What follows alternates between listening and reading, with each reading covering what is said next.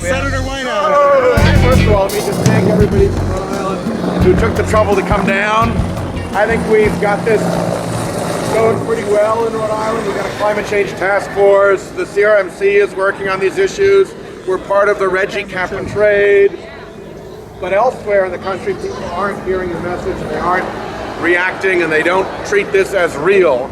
And so it's really important that all of you came down and helped bring your message. And particularly if you look up the mall to Congress, that's where it's the worst. That's where the polluting interests have created the most control, where they've spent the most money, where they've tried to lock things up. But people from all around the country have a chance to come to this city and to be the voice of the American people and to push back against that kind of control. So coming here today makes a big difference, and I really thank everybody.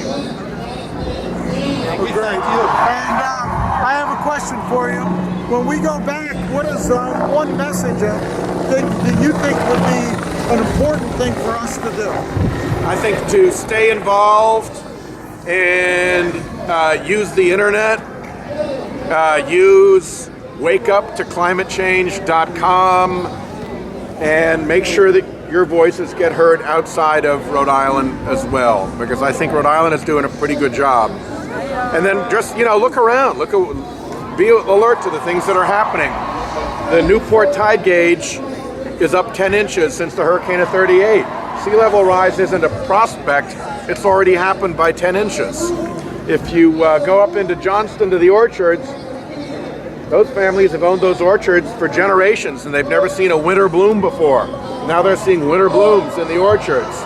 Go out on a Narragansett Bay in the winter and try to catch a winter flounder. That's a fishery that's dropped about 90% because the bay is 4 degrees warmer in the winter, and it's an ecosystem shift. So it's really happening in Rhode Island. We've got to be alert to it. Again, thank you very much for being here. This is terrific. Good turnout.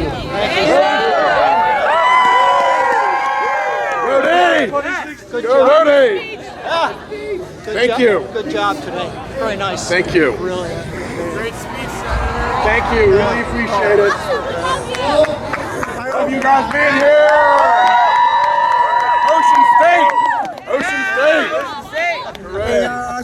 Sheldon, Tony wanted me to remind people that you will be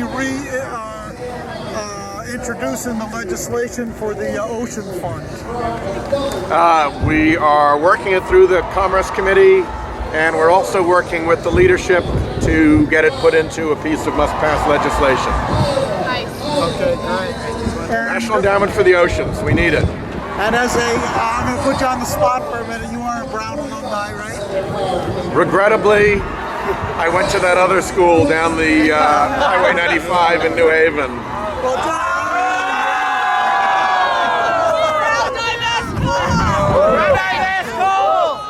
but I've got nieces at Brown. The next generation is always smarter than the first generation. So the nieces got it right. So how do you feel about the student activism? There's several different groups here. There's the Divest Coal group. As you know, divestment has been a powerful tool in the past. And it will continue to be in the future. Because money talks, right? And what are the other two groups? We're the Rhode Island Student Climate Coalition. All right, Northern Rhode Island Student Climate Coalition. So we're all going to keep Because up in Northern Rhode Island, it's very different than in Southern Rhode Island. Miles up in Northern Rhode Island. So we're all going to be working together. And for Sierra Club, can you give us a shout out to Sierra Club members? Because I know you've worked with Sierra Club probably from the beginning of your political career. Yeah, I really want to appreciate the Sierra Club members in Rhode Island, and then the national organization, which was so essential to getting this whole thing pulled together. This was very much driven by the Sierra Club along with other environmental organizations, but they've just been great, and I'm very proud to have them in action both in Rhode Island and nationally. All right, well, great. All right, stay warm, get home safe. And thank you for coming down and being a good